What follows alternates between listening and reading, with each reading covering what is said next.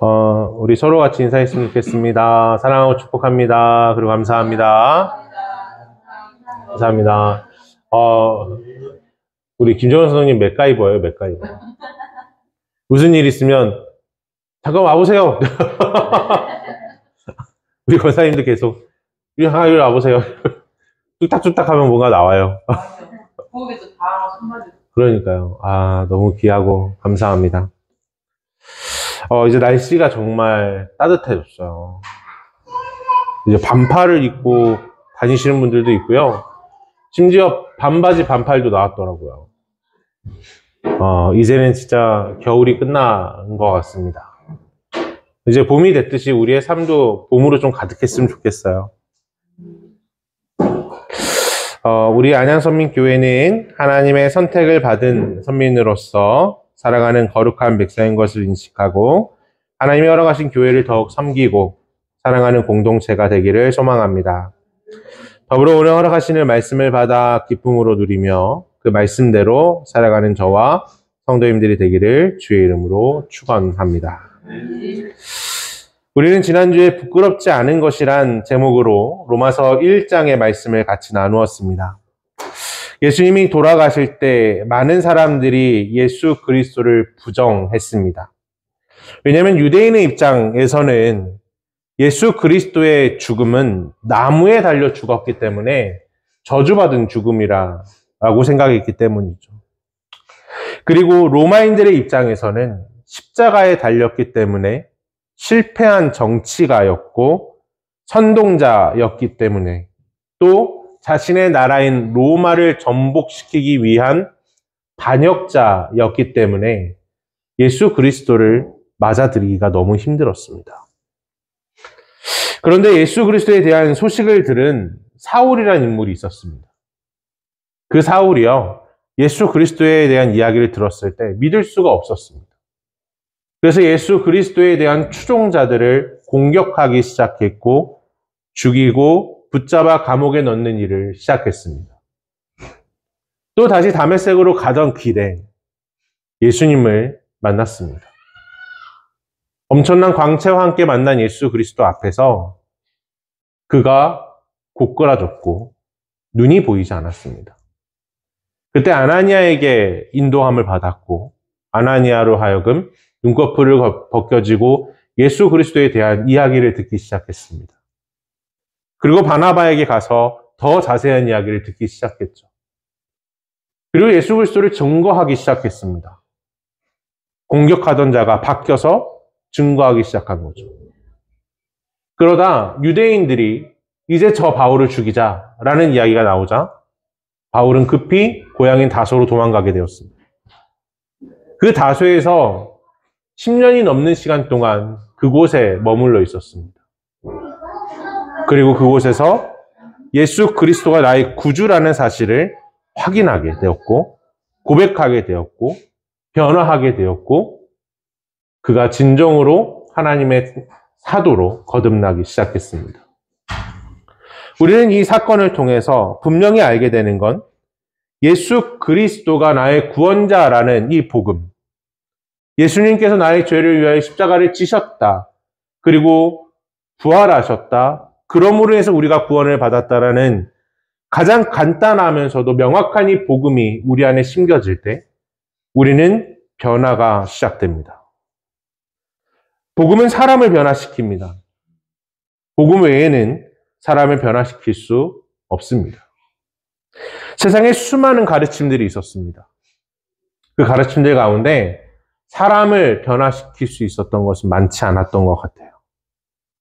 왜냐하면 사람은요, 마음에서부터 변화되어야만 삶이 변화되기 때문입니다.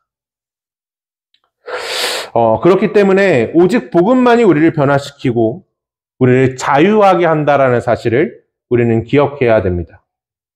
더불어 복음은 우리의 모든 죄를 속박에서부터 풀려나게 함으로 진정한 자유를 얻게 하고요. 완전한 사람으로서의 나, 온전한 사람으로서의 나를 바라보게 합니다. 그래서 스스로를 돌아보게 하고요. 이게 얼마나 중요하냐면 남이 나를 보는 게 아니라 내가 나를 볼 수 있는 거예요. 그러므로 해서 나를 사랑할 수 있는 힘을 얻게 됩니다. 그렇게 우리는 복음을 부끄러워하지 않고 자랑해야 합니다. 지금은 기독교의 도덕성과 정체성이 흔들리는 시대입니다. 얼마 전에 집사님이랑 대화 나누면서 이런 토요일이었죠. 토요일에 말씀을 나누면서 기독교는 20세기에 사라질 거다라는 전망들이 나왔다고 합니다. 근데 이 전망은요, 언제도 있었냐면 1세기에도 있었어요. 로마의 유명한 학자들이 다 예언했습니다. 기독교는 사라질 거다. 근데 지금 21세기에 기독교는 널리 퍼져 있습니다. 우리의 예상과는 좀 다르죠. 그러나 지금 우리가 맞닥뜨린 기독교의 현실은요, 매우 암울합니다. 교세가 암울한 것이 아니라 도덕성이 무너져 있고 정체성이 무너져 있기 때문에 암울합니다. 목사들은 부패했고요. 기독교인들은 실추되어서 말과 삶이 다른 모습으로 살아가는 존재들이 되었습니다. 그래서 기독교인을 향해서 믿지 못할 존재라고 이야기하는 사람들이 많아지기 시작했습니다. 참 안타깝죠. 왜 그럴까요? 복음이 없기 때문입니다. 복음이 우리의 삶을 붙잡지 않기 때문입니다. 복음이 없는 기독교인들은요, 비난하는 사람들 사이에 숨어버렸습니다. 그리고 그곳에서 기독교를 향하여 똑같이 손가락질하고 비난하기 시작했습니다. 그러나 이럴 때 우리는 더욱 우리를 구원하신 예수 그리스도를 집중해야 합니다. 그 복음을 우리의 마음 가운데 더욱 깊이 두어야 합니다. 우리는 더욱더 자랑해야 합니다. 부끄럽지 않고 더욱 복음을 들고 당당히 살아가야 합니다. 그럴 때 우리는 하나님의 은혜를 경험하게 될 거고 진정한 자유를 얻게 될 것입니다. 그런 은혜가 우리 가운데 있기를 주의 이름으로 축원합니다. 오늘은 종려주일입니다. 종려주일은 예수님께서 나귀를 타고 예루살렘으로 입성하시는 장면을 우리는 기억하는 주일이죠. 그리고 종려주일이 지나면 한 주간을 고난주간으로 우리는 지키고 있습니다. 이 고난주간이 지나고 나면요, 기독교의 가장 큰 절기인 부활절을 맞이하게 됩니다. 우리가 주일을 지키는 이유도 바로 이 주일, 곧 부활절을 기념하기 위함입니다. 그래서 사실 매 주일마다 우리는 예수 그리스도의 십자가의 죽으심과 부활의 기쁨을 늘 누려야 합니다. 그래서 원래 전통적으로 매 주일마다 성찬을 하게 돼 있어요. 예수 그리스도의 죽으심과 부활을 기념하기 위해서. 근데 저희가 이제 귀찮기 때문에 매주 하지 않죠. 그래서 매달에 한 번씩 한번 해보자 라는 그 계획을 세우게 된 것입니다. 이 고난이 시작되는 한 주의 시작, 곧 이 종료 주일을 맞이하면서 저는 이런 질문을 좀 던지게 됐어요. 만약 예수님께서 이 당시는 나귀였잖아요. 그죠? 만약 이 당시 지금으로 따지면 허름한 자전거를 타고 나에게 오신다고 하면 나는 어떻게 반응해야 될까? 어떠실 것 같으세요? 예수라는 이름이 유명합니다. 근데 그 예수님이 허름한 자전거를 타고 나에게 오신다고 그러면 어떻게 맞아들이시겠어요? 나의 구원자라고 반겨주실 겁니까? 오늘 이 질문이 저한테 생기더라고요. 만약 예수님께서 진짜 나귀 새끼를 타고 나에게 오신다면 나는 호산나라고 외치면서 그를 맞아야 될까? 맞을 수 있을까? 왜 이런 생각을 하게 되냐면요. 하나님께서 여전히 우리를 향해서 찾아오시고 우리의 마음의 문을 두드리시기 때문이에요. 계시록에 보면, 계시록 3장 20절에 보면 이런 말씀이 있습니다. 볼지어다 내가 눈 밖에 서서 두드리노니 누구든지 내 음성을 듣고 문을 열면 내가 그에게로 들어가 그와 더불어 먹고 그는 나와 더불어 먹으리라 라고 이야기되어집니다. 이게 어떤 교회를 향하여 말씀하신 거냐면 바로 이게 말이 잘 안 나오네요. 라오디게아 교회를 향해서 말씀한 것입니다. 라오디게아 교회의 특징이 뭘까요? 이 교회가요, 엄청 부자입니다. 엄청 부자예요. 그래서 사도 요한이요, 이 교회를 향해 이렇게 책망합니다. 내가 내 행위를 아노니 네가 차지도 아니하고 뜨겁지도 아니하도다. 네가 차든지 뜨겁든지 하기를 원하노라. 네가 이같이 미지근하여 뜨겁지도 아니하고 차지도 아니하니 내 입에서 너를 토하여 내버리라. 내가 말하기를 나는 부자라 부유하여 부족한 것이 없다 하나 내 공고한 것과 가련한 것과 가난한 것과 눈먼 것과 벌거벗은 것을 알지 못하는도다. 내가 너를 권하노니 내게서 불로 연단한 금을 사서 부유하게 하고 흰옷을 사서 입어 벌거벗은 수치를 보이지 않게 하고 안약을 사서 눈에 발라 보게 하라. 물은 내가 사랑하는 자를 책망하여 징계하노니 그러므로 네가 열심을 내라 회개하라.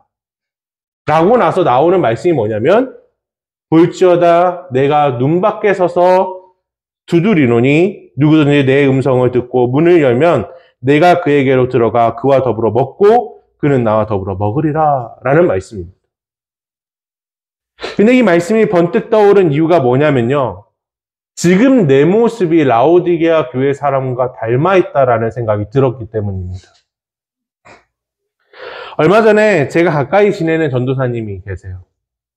이 전사님이 이 선교사님들에게 차를 빌려주시는 전사님이거든요. 그래서 전사님이 차를 14대를 보유하고 계세요. 와, 이러시죠. 이게 진짜 선교사님들을 위해서 하시기 때문에 항상 재정에 허덕이는 분입니다. 이 사역으로 하기 때문에 14대를 빨리 처분하고 싶은데 이게 잘 안 된대요. 또 선교사님들이 계속 들어오니까 빌려줄 수밖에 없고 유지하기 위해 새벽에 일도 하시고 정말 처절하게 살아가시는 전도사님입니다. 이 전도사님이랑 대화를 나누면서 전도사님이 이런 이야기를 하는 거예요. 우리는 돈이 없는 게 아니고 돈이 없다고 생각하기 때문에 돈이 없다고 느끼는 거라고. 그래서 생각해보니까 맞더라고요. 내가 돈이 없다고 생각하니까 돈이 없다고 느껴지는 거구나. 막상 우리가 돈이 없는 게 돈이 없을 수도 있죠. 근데 돈이 없는 게 아니라 없다고 생각하니까 더 없다고 느껴진다. 진짜 명언이다 라는 생각을 했어요.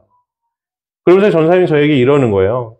내가 돈이 없다고 말하는 사람들을 보면 노트북이 있고 뭐 이렇게 쓸 수 있는 패드가 있고 스마트워치가 있고 자동차를 잘 굴리면서 없다고 하는 사람들은 정말 돈이 없는 게 아니다 라고 말을 하는 거예요. 근데 이 말을 듣는 제가 너무 찔리는 거예요. 제가 노트북이 있고 패드가 있고 스마트워치가 있고 차를 가지고 있더라고요.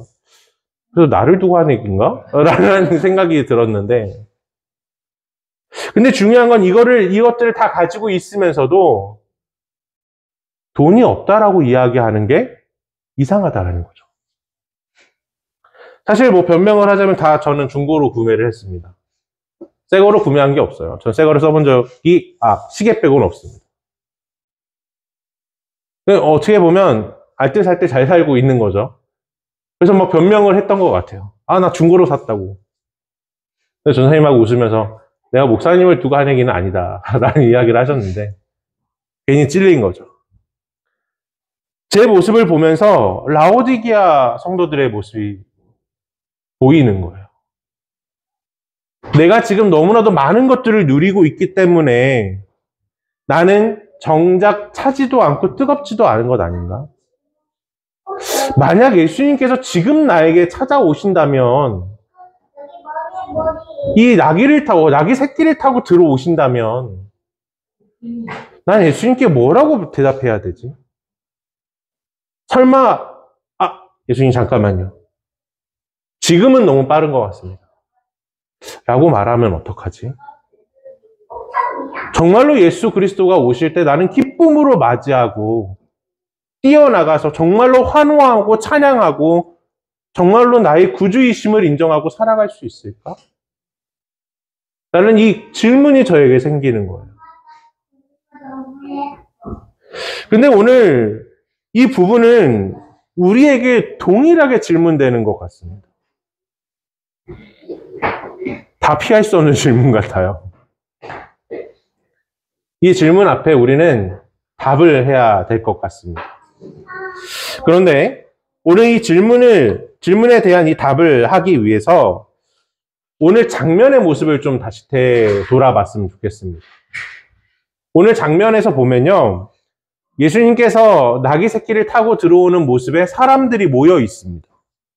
사람들이 모여 있으면서 자기 겉옷을 벗어서 바닥에 깔고 종려나무 가지를 들고 흔들면서 호산나 다윗의 자손이여 우리를 구원하소서라고 외치고 있었다는 거죠. 오늘 이제 이런 모습들을 바라보면서 저는 그 모습들을 좀 자세히 알아가야 될 필요성이 있겠다라는 생각을 했습니다. 왜 이 사람들이 모여서 예수님을 환영하고 환호했을까? 요한복음 11장에서요, 이런 말씀이 있습니다. 나사로 때문에 많은 유대인이 가서 예수를 믿음이러라 라는 이야기가 있습니다. 이 나사로 하면 생각나는 게 뭐가 있으세요? 죽었다가 다시 살아난 나사로. 이게 유대 지역의 예루살렘 주변에 있었던 일이거든요. 그러니까 사람들은 나사로에 대한 소식을 들은 거예요. 그리고 진짜로 살아난 나사로를 직접 보게 된 거예요. 그러니까 예수 그리스도 때문에 살아났다는 나사로를 보니까 사람들이 놀래서 예수 그리스도를 믿게 된 거예요. 부정할 수 없는 이 사건 때문에 예수 그리스도의 위대함이 드러나게 된 거죠. 그래서 예수 그리스도가 부활했다는 것 때문에 예수 그리스도를 맞이하게 되고 그를 환호하게 됐다는 거예요. 그리고 두 번째로 예수 그리스도에 대한 소문이 하나 있었습니다. 뭐냐면 예수 그리스도를 만나면 떡을 준대요. 예수 그리스도를 만나면 배고픔이 해결된다는 소문이 있었습니다. 무엇 때문이었을까요? 오병이어의 사건과 칠병이어의 사건 때문에, 그리고 예수님께서 나는 생명의 떡이다 라고 말씀하시기 때문에 사람들은 예수 그리스도를 만나면 나의 배고픔이 해결될 거라고 기대했습니다. 왜냐하면 그 당시에는 로마의 압제 가운데 있었기 때문에 모든 사람들이 배고팠어요. 모든 사람들이 먹고 사는 문제 때문에 허덕일 때입니다. 그래서 예수 그리스도를 만나면 내 배고픔의 문제, 먹을 것에 대한 문제가 해결될 거라는 기대감을 가지고 있었어요. 근데 그 예수 그리스도가 오신대요. 그 예수 그리스도가 오신다라는 소식을 듣자 사람들은 너도 나도 나와서 옷을 깔고 호산나를 외치기 시작한 겁니다.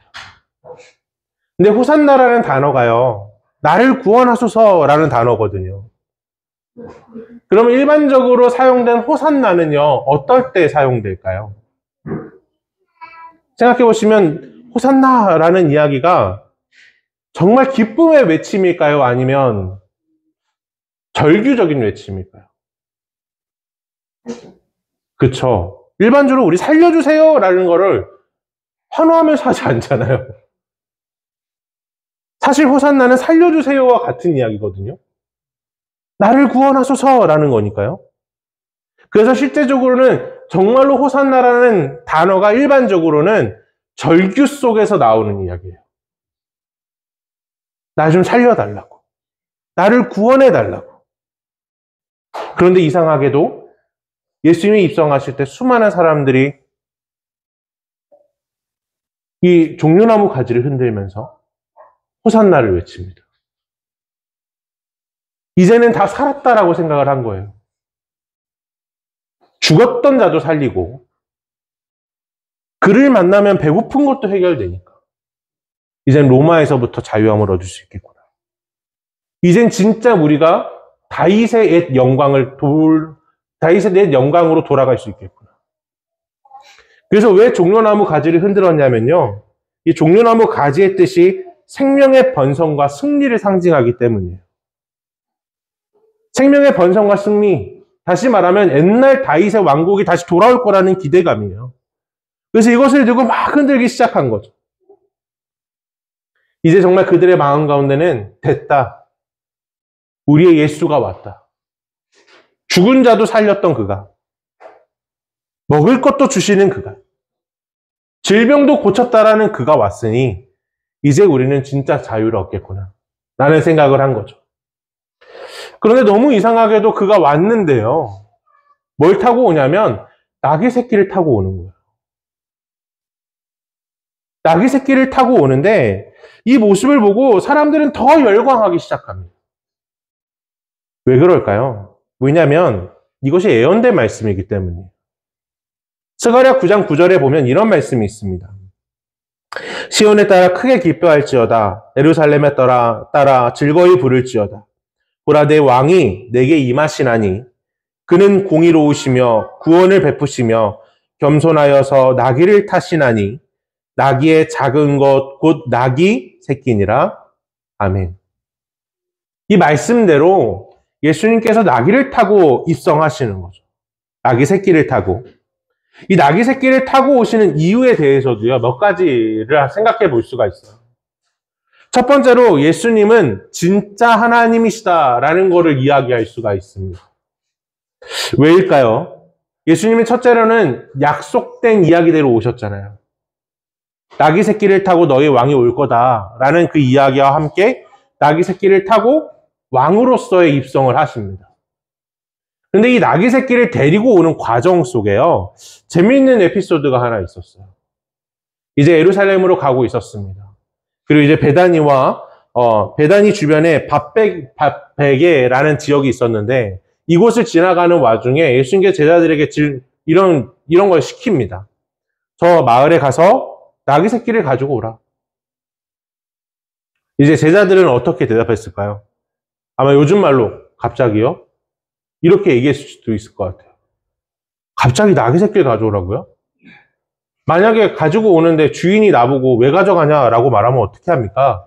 라고 할 때 예수님께서 뭐라고 하냐면 주께서 쓰겠다 하라 라고 이야기하라 라는 거죠. 그리고 나서 이 이야기가 마가복음 11장에 등장하는데 정말로 이 제자들이 나귀 새끼를 찾으러 갔는데 나귀 새끼가 있는 거예요. 그래서 이거를 풀어서 나오는 와중에 주인을 진짜 맞닥뜨린 거죠. 그 주인에게 너 왜 가져가냐? 라고 했더니 이 제자들이 주께서 쓰시겠다 하라 라고 대답했더니 그 나귀 새끼의 주인이 뭐라 그러냐면 마가복음 11장 6절에 제자들이 예수께서 이르신 대로 말한데 이에 허락한지라 라고 이야기해요. 나귀 새끼가 예수님께 아니잖아요. 주인이 버젓이 있는 거잖아요. 그런데 그것을 가져올 수 있게 되는 것. 나귀 새끼가 거기 있는 것, 그리고 그것을 가져올 수 있게 됐나라는 것, 알고 계셨다라는 것. 이것은 예수님이 하나님이시다라는 걸 우리에게 보여주는 하나의 사건인 거죠. 그래서 예수님의 입성은요, 나귀를 타고 들어오는 입성은 진짜 왕으로, 그리고 진짜 하나님으로 들어오시는 영광스러운 입성입니다. 그리고 두 번째로 이것이 영광스러운 입성이라면 좀 다른 모습으로 등장했다는 건 우리가 부정할 수는 없는 것 같아요. 원래 왕이 입성할 때요, 어떤 모습으로 입성하냐면 첫 번째로는 군대와 함께 들어옵니다. 군대와 함께 준 말을 타고, 멋있는 말을 타고 이 성문으로 당당히 입성하는 게 왕의 입성이에요. 근데 이런 왕의 입성은요, 반드시 뒤따르는 것이 있었습니다. 군대가 온다라는 건 뭘로 지배하겠다는 걸 의미해요? 군대로 너희를 다스리겠다는 걸 의미합니다. 다시 말해서 세상의 왕은요, 권력과 힘과 폭력으로 다스리는 거예요. 근데 예수님의 입성은요, 나귀 새끼를 타고 들어오세요. 그리고 제자들과 함께 들어오시죠. 예수 그리스도의 군대는 12제자였던 거고요. 예수 그리스도의 영광과 권위는 나귀 새끼였던 거죠.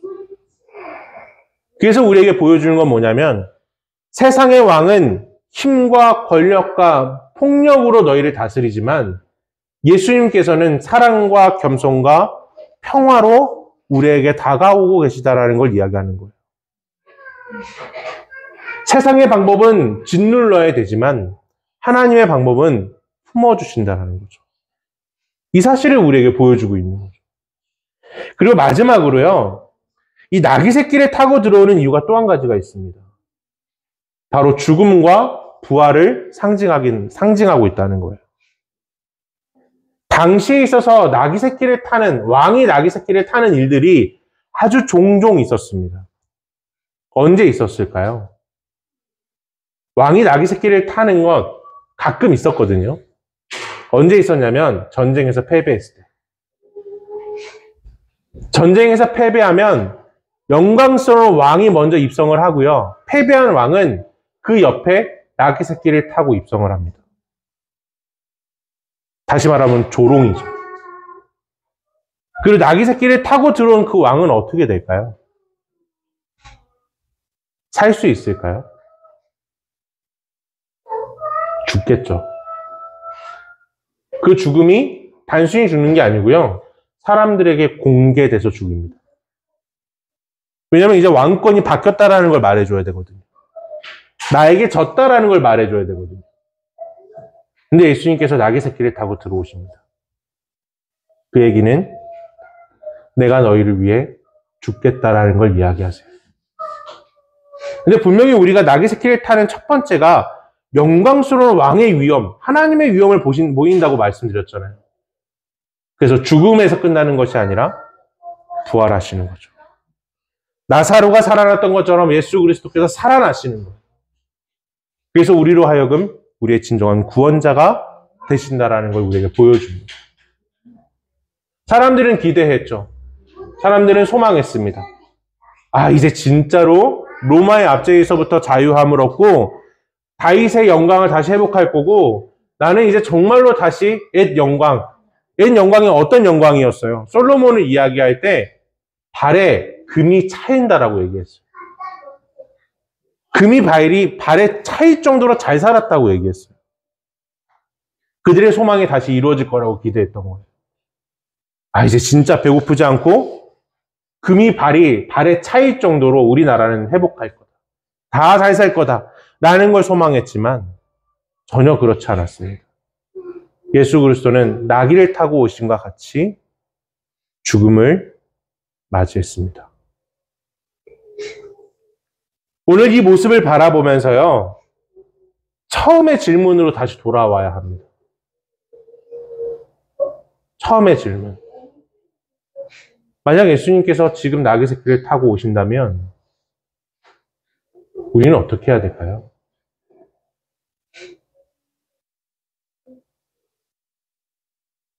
참 어렵죠. 이 질문을 제가 던져놓고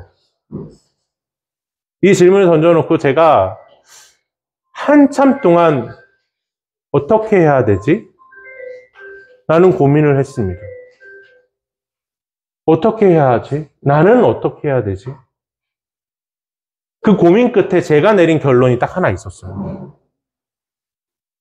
어떤 거냐면 환호하지 않고 찬양하지 않고 그 나귀를 뒤따라가는 거예요.